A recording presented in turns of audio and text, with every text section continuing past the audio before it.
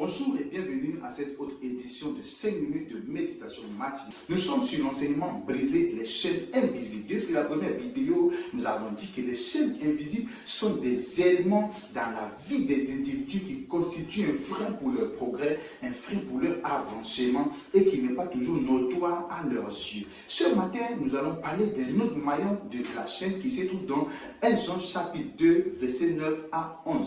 1 Jean chapitre 2, verset 9 à 11. Là, il est écrit, celui qui dit qu'il est dans la lumière et qui est son frère est encore dans les ténèbres. Celui qui aime son frère demeure dans la lumière et aucune occasion de chute n'est en lui.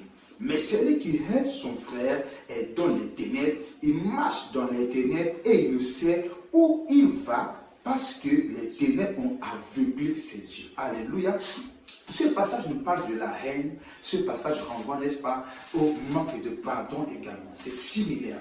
Lorsque tu es rempli de haine pour quelqu'un, quand tu es rempli de manque de pardon, en d'autres termes de rancune pour une personne, ce n'est pas du mal que tu fais à cet individu, c'est à toi-même que tu fais du mal. Pourquoi? La Bible dit, tu es rempli de ténèbres. Tu peux imaginer, puisqu'il est écrit que les ténèbres et la lumière ne cohabitent pas ensemble. Tu peux te poser la question, pourquoi malgré tes jeûnes et tes efforts, ta relation avec Dieu n'atteint pas le niveau que tu veux? Pourquoi malgré que tu cherches Dieu, tu n'as pas toujours une certaine mouvance d'onction à un certain niveau? Pourquoi est-ce que malgré que tu étudies la parole de Dieu, tu n'es pas aussi loin que tu le souhaites? Les rancunes sont, n'est-ce pas, une forme d'appellation des ténèbres dans nos vies, dans nos cœurs. Quand quelqu'un t'a fait du mal, il est vrai, c'est douloureux. Mais la plupart du temps, il est sage pour toi-même d'invoquer le Saint-Esprit pour t'accorder la grâce et la force pour pouvoir pardonner.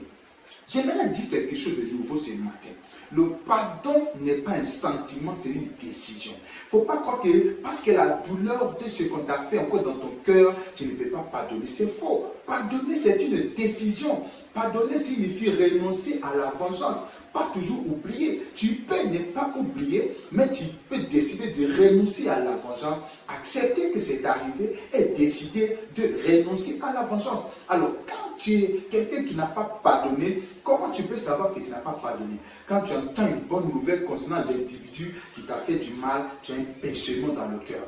Quand tu entends quelque chose de bien sur la personne, tu as un pincement dans ton cœur, tu as douleur. Mais quand tu entends une mauvaise nouvelle sur la personne, il y a une petite joie. Mais si tu l'as quand même sur ton visage, il y a une petite joie au fond de toi, je ne sais pas, une petite satisfaction du fait qu'un malheur s'est produit chez cette personne.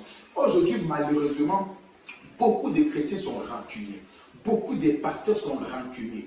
Lorsqu'ils sont, vous entendez un pasteur qui dit la personne qui a fait ça, je viens témoigner parce que la personne qui a fait ça, telle chose lui est arrivée. Alléluia. Et puis on est content. La Bible dit, ne te réjouis pas de la chute du méchant. Ne te réjouis pas de la chute du méchant. Même si nous prions que Dieu frappe l'ennemi qui combat notre progrès sur le plan humain, Dieu ne nous autorise pas à garder rancune. La prière de combat spirituel n'est pas la rancune. Il ne faut pas confondre les deux. Pourquoi? Parce que celui qui t'a fait du mal, s'il se répand demain, tu dois l'accepter. Et Jésus aussi l'accepte. Ce n'est pas parce que nous prions, tout sorcier qui combat ma vie, mais que ça veut dire que j'ai une rancune contre le sorcier sur le plan physique. Non, je prie simplement contre le sorcier. Si jamais il a décidé de combattre mon bonheur, les anges de Dieu vont le vaincre, puisque la Bible dit dans Isaïe que Dieu donne ceux de l'Égypte à notre place. Mais sur le plan humain, sur le plan physique, s'il demande pardon et se répand, tu dois être en mesure de pardonner. Tu dois être en mesure de laisser aller. Alléluia. La rancune est un blocus pour ton propre progrès. Sur le plan de la métaphysique, on dit que la rancune attire des ondes négatives. Quand tu es quelqu'un de rancunier, tu repousses ce qui est bien et tu attires ce qui est mauvais. Donc ton cœur devient comme un cimetière qui enterre des personnes. Chaque fois que tu entends parler de bien de quelqu'un, tu vas te retrouver à avoir des douleurs dans ton cœur.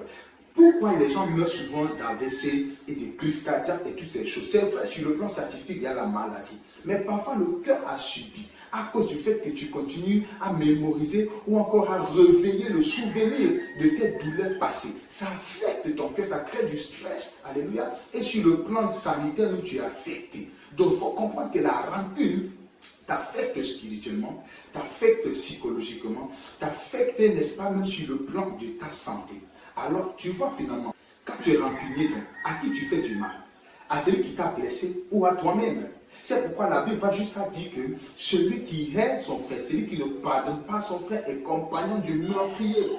En réalité, quelqu'un t'a fait du mal une fois, et toi tu te fais du mal plusieurs fois. Parce que chaque fois que tu le vois, il y a un pincement. Lui, il dort son sommeil chez lui la nuit, mais toi tu ne dors pas. Tu es en train de regarder le plafond, tu es dans des soucis, tu es choqué, tu es brisé. Parce qu'on t'a fait X, on t'a fait Y. Je vais te dire que si tu veux vivre longtemps, apprends à laisser aller. Apprends à pardonner. Apprends à laisser passer. Apprends à renoncer à la vengeance. Ta vie est plus importante que ça. Ta destinée est plus importante que ça. Alléluia. Alors, comment faire pour pardonner et aimer à nouveau? Ce n'est pas par tes propres forces, c'est par la grâce de Dieu. Quand tu es mort dans la chair, déjà c'est facile. Mais quand c'est le contraire, c'est très difficile. Demande l'aide du Saint-Esprit. Prie que Dieu t'aide à pardonner et décide-toi sur le plan humain à renoncer à toutes tes vengeances. Combattre les pensées qui peuvent venir concernant ce sujet-là. Refuser de rêver le souvenir de la chose de peur de te blesser davantage. Que Dieu te bénisse. Nous allons prier ensemble et on va se revoir demain pour un autre maillon de la chaîne invisible. Père, dans le nom puissant de Jésus, merci pour cette journée. Merci pour les vies que tu transformes. Seigneur, nous te prions que tu nous bénisses, tu nous gardes, tu nous préserves tout au long de cette journée. Débarrasse nos cœurs de toute forme de rancune. Donne-nous la force de pardonner, ô Dieu puissant, à tous ceux qui nous ont blessés ou qui vont même encore nous blesser dans le futur. Sois glorifié parce que tu nous exauces toujours. Au nom de Jésus, nous avons prié. Amen. Tu as des questions, il faut les poser dans les commentaires ou alors il faut m'écrire sur ma page Facebook et puis tu auras des réponses. Rendez-vous demain sur cette même chaîne pour un autre maillon de la chaîne invisible. Je te bénis.